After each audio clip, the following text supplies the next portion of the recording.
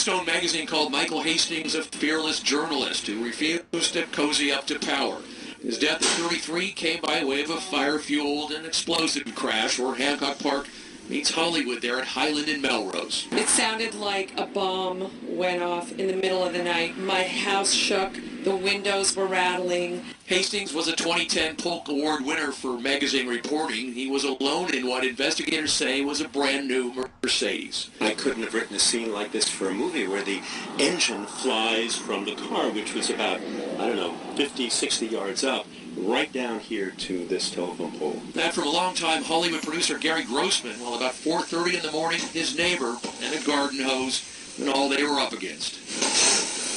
No other vehicles were involved in this crash up against that palm tree. Hastings, meanwhile, will likely partially be remembered in journalism circles for taking down the career of General Stanley McChrystal, the then Supreme Commander of the U.S.-led war effort in Afghanistan. That was by way of his reporting in Rolling Stone magazine.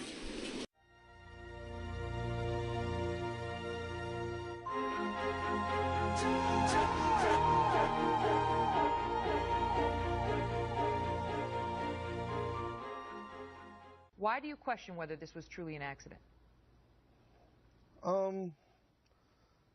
It's the fact, the way that the other times that we've spoken before, and this email I got, it was just very panicked, and it didn't seem like something normally we would talk about.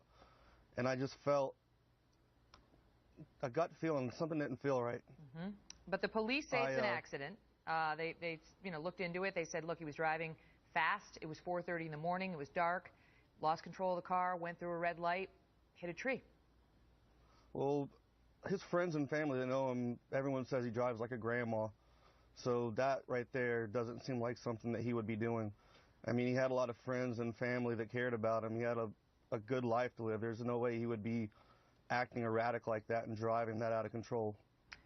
What do you think is going on here? I mean, because we've talked about this a couple of times just because it's getting so much attention on the internet, and people who are close to Mr. Hastings are still raising questions about the LAPD and their conclusions that this was an accident. What is the alternate theory, that he was murdered, that he was intentionally targeted by someone? I don't know that. I just know that from the email to hours later dying, it's just not a coincidence like that. Things don't add up. There's a lot of questions that need to be answered. I contacted by email Mercedes today, asked them if it's normal for their cars to blow up to that extent, for if the engines fly out on a normal basis. I mean, these are the real questions we need to ask. And what of the, I mean, obviously he was investigating a couple of high-profile cases. He was looking into, he said, Jill Kelly, who was connected with the whole David Petraeus and General Clark. Go ahead. His wife today said that that's definitely not true, that he was investigating into Jill Kelly. Michael Hastings' wife says he was not investigating that. Yes. Okay. Well, what was he investigating, as far as you know, that would have caused any consternation whatsoever by someone? CIA, but from what he said, or one of the things he said is it was going to be the biggest story yet. Good afternoon. Right, so we've been hearing a lot today about the importance of improving computer security. As Dan just alluded to, though, it's not just traditional computers that we need to worry about. There are many other kinds of systems as well. The slide that's been omitted showed a result of the researchers at UCSD and the University of Washington hacking into the dashboard display of a typical American sedan, making it show that the car was going 140 miles an hour while in park. Drilling down a little bit, modern vehicles consist of between 30 and 100 embedded control units, which are essentially small computers connected via a CAN bus. These cars are required by law to have a diagnostic port, typically located under the steering wheel, that allows mechanics to download diagnostic information and to perform software updates.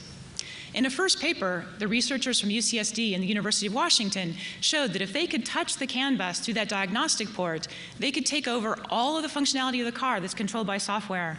And in a modern automobile, that's pretty much everything. We've been talking a lot about Michael Hastings, of course, since he's passed away. One of the things he was worried about was the surveillance state and the war on journalism.